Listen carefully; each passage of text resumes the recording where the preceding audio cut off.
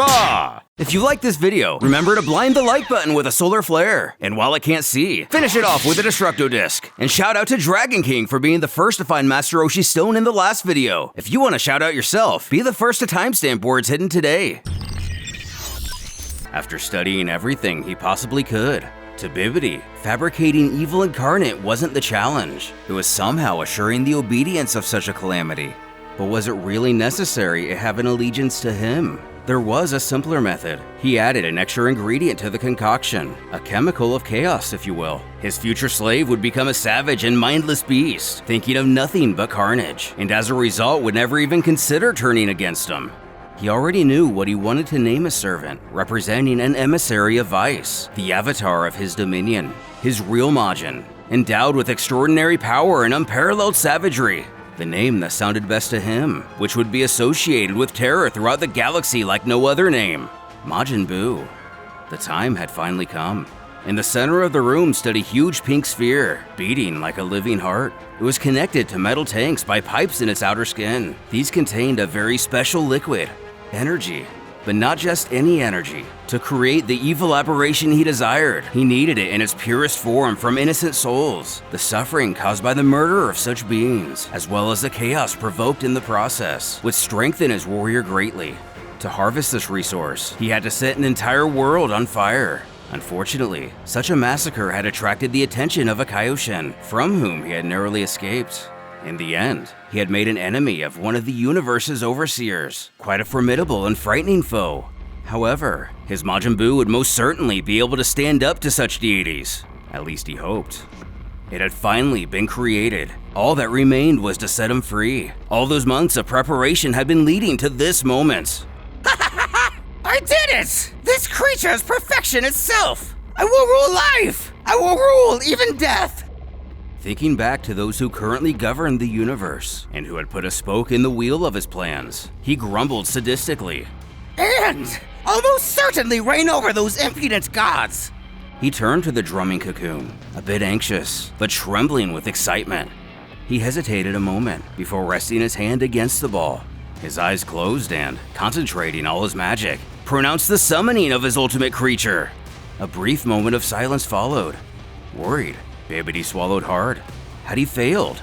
Suddenly, the sphere began to shake violently. A thick, warm smoke escaped from its container as it opened gradually. The two pink blocks that made up the cocoon fell to the ground in a thud, causing the wizard to jump. His entire body trembled. In spite of his mental preparation for the monster's colossal energy, he could have never imagined how strong it would really be. Even he, the great wizard of forbidden arts, was frozen at what was happening. The smoke gradually dissipated, revealing a pink body, eyes closed, asleep at the center of the unsealed ball. A small ridge adorned the top of his skull, pulling behind his head. Though shirtless, he was dressed in white trousers with a belt buckle displaying the letter M. Yes! It's the mark of my power! He approached slowly, unsure what to do. He barely managed to stammer. Majin Buu? As he reached out, the creature suddenly opened his eyes. Bibidi hurried back, frightened. The red iridescent of Majin Buu's irises bathed in a black ocean. The sordid glow that shone in the creature's eyes absolutely terrified the wizard. Majin Buu tilted his head to the right and left, cracking his joints. He took a slow step forward, taking in his surroundings. His body was a little stiff, but it wouldn't take long to adjust to the sensation. But after acclimating, his one and only thought, destroy. He looked at the insect before him, the little worm trembling, the one who had just spoken. Majin Buu? Was that what he was called? He felt it. He had been created by this insect. Such a strange little being to invoke him. He suddenly extended his head and turned it upside down, approaching the wizard by elongating his neck and stopping mere inches from his face, who fell to the floor, petrified. Buu! Majin Buu, I'm Bibidi, the great wizard.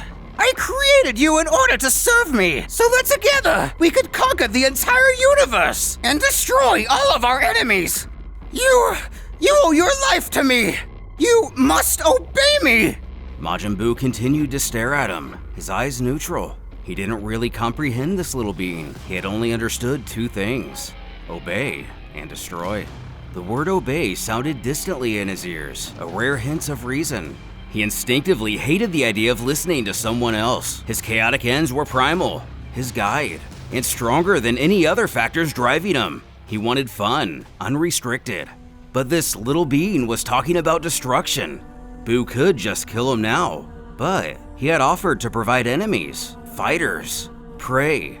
Majin Buu resumed his normal form and burst out laughing, unleashing his aura to the maximum. Bibidi uttered a cry of horror and quickly created a magic barrier. His lair was completely swept away by the strength of the creature. The wizard himself was even ejected a fair distance, shaking but unhurt. What power? He gasped, stuttering. What have I done? He's going to kill me! Buu reappeared in front of him, a grin across his face. Bibidi's eyes widened. He truly believed his end had come. But it wasn't death that came next. Majin Buu's hand patted his head bluntly and gazed up at him. With the other, the creature pointed to space, a look that meant everything. He was ready to fight, to destroy. He wouldn't kill the wizard so long as he proved useful. Bibidi understood immediately. The Jinn had agreed to fight for him. He smiled victoriously, relieved. His reign would soon begin. For the next few months, Buu went wild, crazy with destruction and rage. He was unstoppable. He was so bestial and unpredictable that he teleported to another planet without warning, leaving his liberator caught off guard. The latter was struggling just to keep up with him, even using his magic.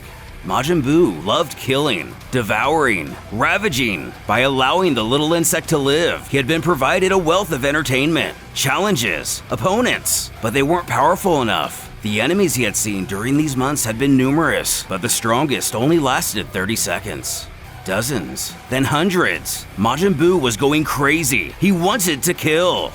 10 months after his release, on a common planet, Bibidi chuckled, floating above a mound of corpses. They were dismembered, appendages. He was delighted by the turn of events. Although his slave didn't obey him in the strict sense, most of the time he managed to accomplish his ends more or less. That is, ravage the many worlds which had opposed him or displeased the wizard in some way.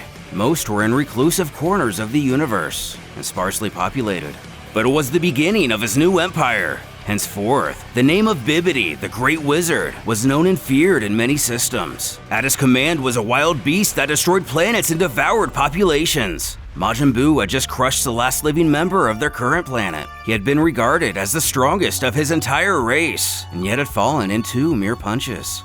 Irritated, Majin Buu had been raging for several minutes on his corpse, reducing it to shreds. Bibidi snorted. Well, Majin Buu, very good. You've served me wonderfully. The universe will be mine quite soon at this rate.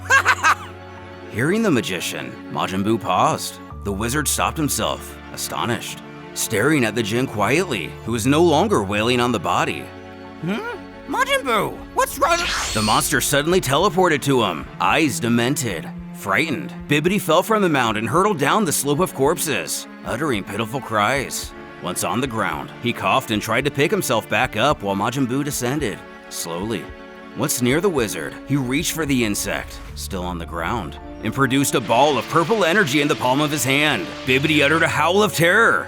What are you doing, Majin Buu? Waving his arms in front of him. I am your master! Why are you threatening me now? The universe is nearly ours! The monster's eyes flashed red with a gleam. The crest above his head suddenly elongated, catching something on the other side of the pile of bodies. A moment later, he produced the battered corpse of the fighter he had just killed and tossed his remains in the pile before Bibidi, who shuddered. The message written in the Jinn's protruding veins was clear. Majin Buu's rage needed to be directed. Only stronger opponents would satiate his pet. I see. Powerful enemy. Bibidi's mind raced, knowing no mortal in the immensity of space would be able to give Majin Buu the fight he desired. His creature was getting bored, and if he wasn't careful, he would pay with his life. The time for conquering the petty worlds of the lower realm had ended. The time to take his assault to the gods had begun. He had secured his territories, insignificant worlds of little importance to the Kaioshins, building his empire without much fear of being attacked. Gods usually preferred to take a backseat approach from their heavenly loft, letting things transpire unimpeded most often. Now the time had come to force them out of their inaction and into a fight so that they may die at the hands of Majin Buu. It wouldn't be difficult to bait them. The massacre of a densely populated world would probably do the trick. Very well, Majin Buu. Bibidi said, his voice uncertain but full of excitement. You want to fight? I will take you to where you can battle the strongest enemies in the universe. If you obey me, you can have as much fun as you want with them.